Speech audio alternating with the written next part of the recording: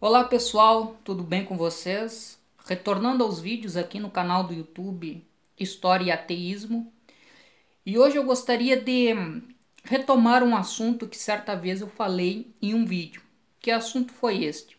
A história do ateísmo soviético. Para isso eu tinha utilizado este livro aqui como referência, né, o livro da historiadora Victoria Smokin, Espaço Sagrado Nunca Está Vazio, uma história do ateísmo soviético. Naquele vídeo que eu vou deixar na tela final, eu dei apenas um panorama geral sobre a história do ateísmo soviético. No vídeo de hoje, eu gostaria de enfatizar um capítulo da história do ateísmo soviético. E este capítulo diz respeito à chamada Liga dos Militantes Sem Deus, que existiu na União Soviética entre a década de 1920 e o início da década de 1940. Tá?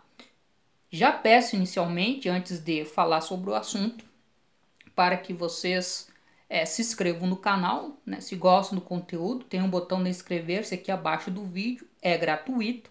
E também curta, compartilha, comente, que todas essas ações ajudam a fazer com que esse conteúdo ele possa ter então um maior alcance. Bom, para falar sobre a história da Liga dos Militantes Sem Deus, é preciso falar um pouco sobre o contexto no qual ela surgiu, que é o contexto pós-Revolução Russa.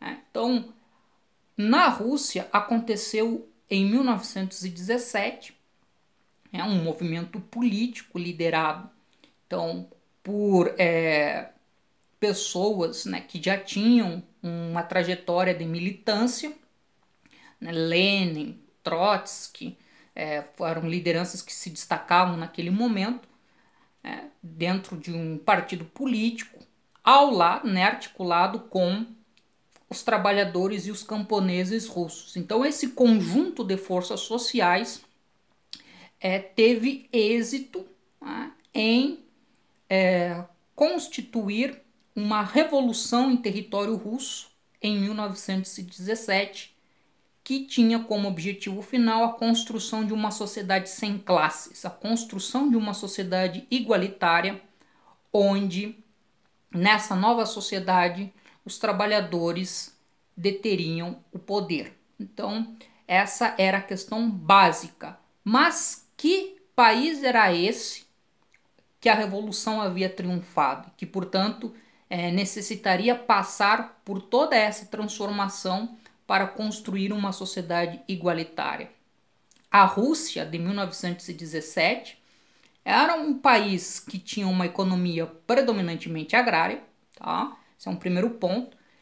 Alguns centros urbanos importantes, onde tinha o desenvolvimento de atividades industriais, socialmente era bastante hierárquica e do ponto de vista político, a Rússia era comandada por um regime autocrático que era o czarismo, a monarquia russa que predominava há muito tempo. Tá? Dentro desse contexto russo, a religião tinha um papel importante. A religião, e aqui eu me refiro fundamentalmente à Igreja Ortodoxa, ela era fonte de legitimação do poder político e um elemento de construção identitária. Só para vocês terem uma ideia, a própria origem, né, do Império Russo, né, do Reino da Rússia, se dá lá no período medieval, no final do século X, a partir, né, do Condado de Kiev, que passa a reunir grupos que antes estavam dispersos, né, populações dispersas, utilizando-se para construir esse cimento, essa coesão, a religião ortodoxa. Então, ao longo do tempo, essa religião ela passa a ser um elemento identitário extremamente importante. Mas a religião, de acordo com o ponto de vista da tradição teórica do marxismo-leninismo, né, as contribuições do Marx e do Lenin, a visão de mundo que eles elaboram, a religião é um elemento de alienação e uma fonte de opressão política e social. Então, portanto, a religião é algo que deve ser combatido. Tá? Essa era a lógica. O que se discutia dentro da tradição marxista, política e filosófica no século XIX é como se daria esse processo, né? Se as crenças religiosas e as instituições religiosas elas deveriam ser combatidas diretamente ou a própria revolução levaria a um processo gradual de extinção do fenômeno religioso. Então esse era um elemento que era discutido e após a Revolução Russa também passa a ser discutido. Um fato é que os revolucionários russos eles tinham como um objetivo fundamental, né, entre suas metas, uma secularização radical do Estado russo. Então, por exemplo, a Constituição de 1918 ela já vai estabelecer a separação igreja e Estado na Rússia e também vai conceder a liberdade de culto para outras crenças religiosas e também, dentro do bojo das medidas que vão sendo tomadas, a liberdade de propaganda antirreligiosa vai estar garantida entre as medidas que são tomadas logo após a Revolução Russa. Tá? Nesses primeiros momentos de construção, né, desse Estado pós-revolucionário, a Igreja Ortodoxa ela será vista pelas lideranças bolcheviques como uma ameaça política, porque pelas suas históricas ligações com o czarismo e pelo fato também da religião ortodoxa ser a religião professada pela grande maioria da população. Então, a Igreja Ortodoxa ela tem um grande poder simbólico e mais do que simbólico. Então, para os revolucionários era necessário combater essa ameaça política. E, diante disso, inúmeras medidas serão feitas tendo em vista a Igreja Ortodoxa. Né? Vai haver nacionalização de muitas das suas propriedades, muitas lideranças, muitos padres serão presos, a liberdade de culto ela será limitada. Em 1926, o patriarcado, a cúpula da Igreja Ortodoxa, será extinto pelos revolucionários russos. E todo esse conjunto de ações que vão sendo tomadas leva à capitulação da Igreja Ortodoxa. Em 1927, as lideranças que ainda restavam da Igreja Ortodoxa, elas vão redigir um documento onde vão jurar fidelidade ao Estado soviético. Tá? As ações de combate à Igreja Ortodoxa e à religião de um modo geral, elas vão continuar ao longo da década de 1920 e vão se prolongar ao longo dos anos 30, independente da Igreja ter feito um documento onde declarava fidelidade ao Estado soviético. Então, as ações do Estado russo serão direcionadas, por um lado, a uma propaganda antirreligiosa, o desenvolvimento de uma educação, de um sistema de ensino secular e também a criação de centros de cultura para a difusão do conhecimento científico. Tá? E nesse processo todo nós vamos ter então a criação da Liga dos Militantes Sem Deus. Na verdade, em 1925, isso já vem dentro das discussões que são realizadas dentro do Partido Comunista, em 1925, como uma das medidas que visava então fazer um enfrentamento à religião e às instituições religiosas de um modo mais geral, em 1925 é criada a União do Sem Deus. Em 1929, essa União do Sem Deus, ela muda o nome para Liga dos Militantes Sem Deus. A Liga dos Militantes Sem Deus, que vai envolver então tanto grupos dentro do Partido Comunista, como elementos que são arregimentados da sociedade civil, ela vai ter como objetivo, essa liga, impulsionar a construção do socialismo na União Soviética a partir do combate à religião. Tá?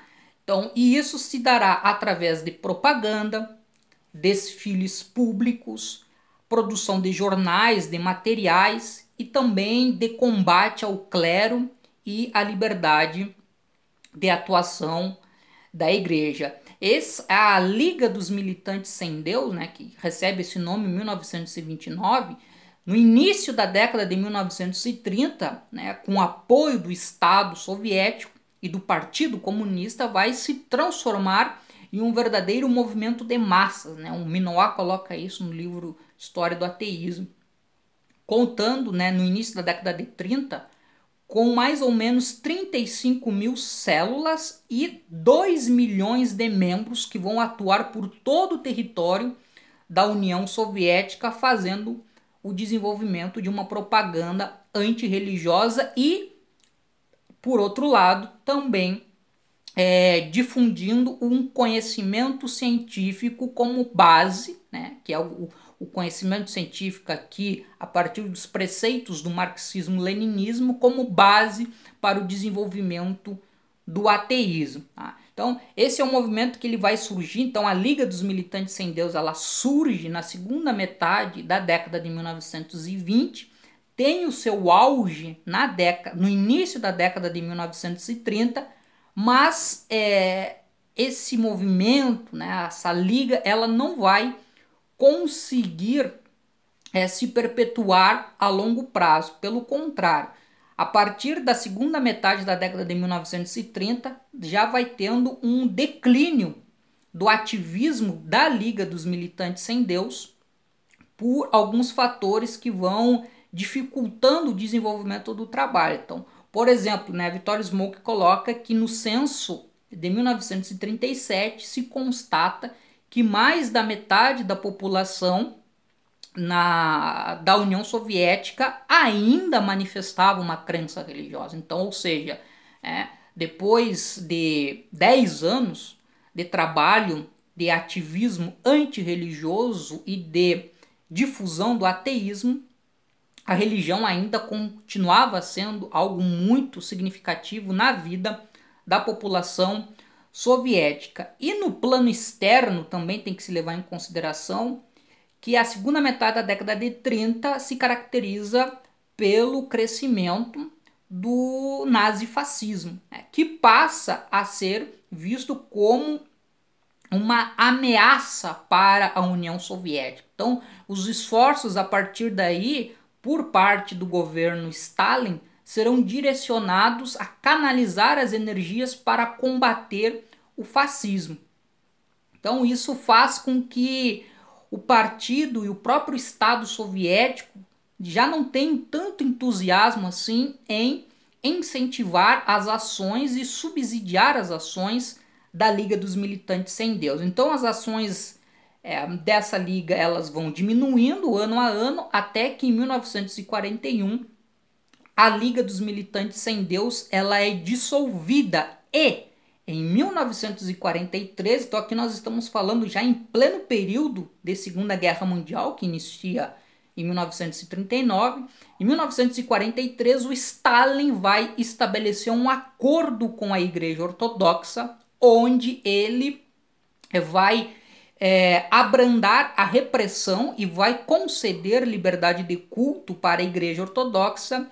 Em troca disso, a Igreja Ortodoxa ela passa a atuar como um elemento de difusão do nacionalismo e da resistência russa perante o inimigo nazifascista. Né? Nessa época, a Alemanha nazista já tinha invadido a Rússia, então a situação era muito delicada. Então a Igreja Ortodoxa, ela meio que, vamos dizer assim, se torna uma igreja nacionalizada. Isso vai encerrar um período da história do ateísmo soviético, mas não será o fim, pois após a morte de Stalin em 1953, nós teremos novos capítulos dessa história, mas isso já fica para um próximo vídeo. Era isso, pessoal. Um abraço a todos e a todas e até breve.